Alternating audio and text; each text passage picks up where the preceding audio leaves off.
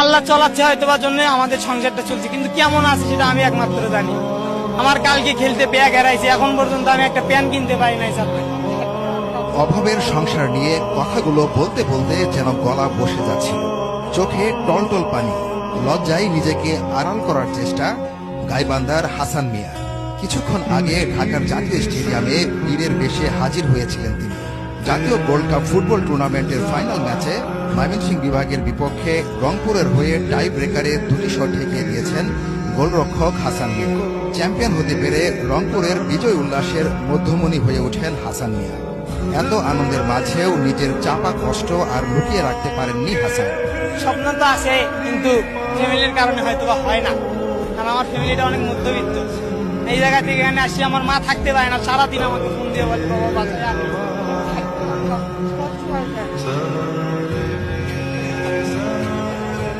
আমার ফ্যামিলিতে অনেক সমস্যা, জানো ফ্যামিলি মানে অনেক সমস্যা।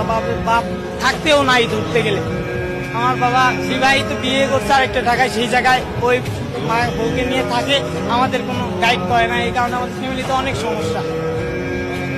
আমরা দুই ভাই এক বোন, বোনের বিয়ে হয়েছে, বড় ভাই আছে, সে ফুটবল খেলে, কিন্তু ইনজুরির কারণে আর খেলাধুলা করতে পারে না।